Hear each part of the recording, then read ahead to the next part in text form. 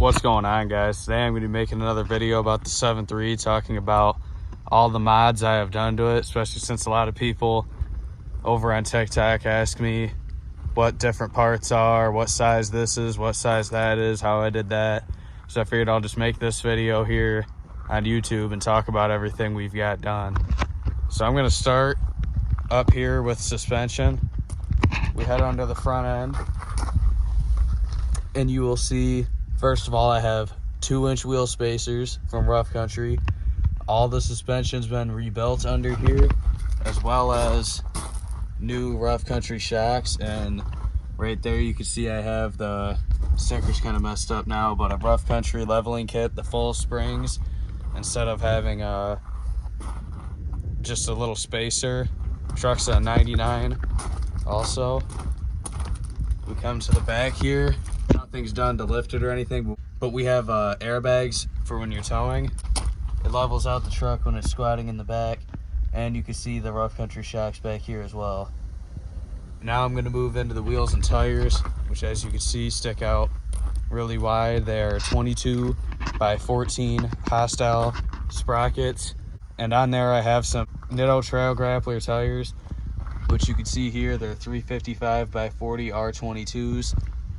Still have a lot of tread left on those too. So that mixed with the 2-inch spacers and the leveling kit is how I get my stance. Next thing a lot of people ask me is my lower valence.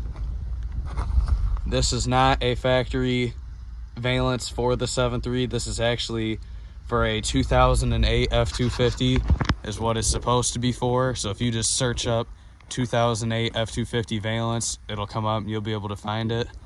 Next, here we have the 05 headlights. You do have to cut out the header panel in there, which I did. There's a lot of good instructional videos out there. I used instructions from riffraffdiesel.com to cut those out. They're 05 Harley lights, Amazon specials. With those, I also do have LED lights on the top and still the factory running light.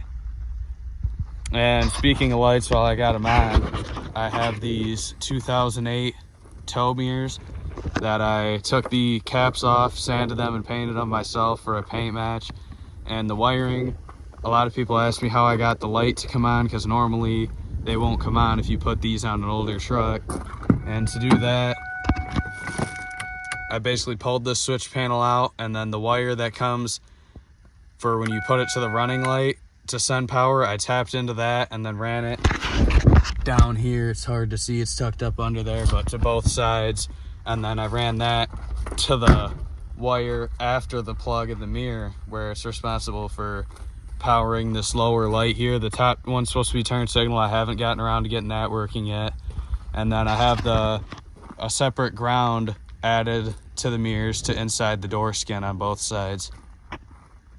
I guess next thing I'll mention is my tent. I had the front professionally done. It is 30% ceramic tint, and then the sides here were done by myself with some Amazon tint or wherever I got it from, and it's 5% on the back and the sides. Now I'll get into some stuff I got here on the inside. For my tuning, I'm running the PHP Hydra chip, just the can tunes. Runs really great. I run it on the 120 horse tune almost all the time. Actually, it is all the time. And it puts out a lot more power than factory. It's a little smoky if you are hammering on it, but as long as you're conservative with the pedal, if you're someone who hates smoke, it won't do it just on its own. You gotta give it juice. If you drive it normally, it'll be a lot smoother. Truck's at basically 180,000 miles at the time of making this video, and the trans is still holding up great, motor's still holding up great. No complaints over the tunes. They've been on there for about 10K now, and I can't say enough good things about the Hydra. Also, another thing in here, we have these Bully Dog pillar gauges. On the bottom we have our EGTs, and on the top we have our boost pressure. Nice to keep an eye on that stuff. I wish I would have had a third pillar for trans temp looking back, but it's too late now, so I'm not going to get too worked up over it. Now we have the hood open on the beast, and under the hood there really isn't too much done. The first obvious thing you're gonna notice is I do have this Bully Dog air intake. This was already on the truck, so I don't even know if you could still order them anymore. I tried looking this stuff up before I made this video, and I wasn't able to find it. But really, any aftermarket air filter, it's all the same thing.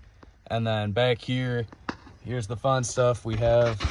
It's a little hard to see, but that is a KC 300X turbo. It is actually a stage 3 with stack fuel, so I'm not getting the most potential out of it that I could, but it's whatever. It was the upgrade I decided to go with for now. When my original one did go out, that's the one issue I've had with this truck, is the turbo. And you're not going to be able to see it in there, but it does have brand new exhaust manifolds and up pipes.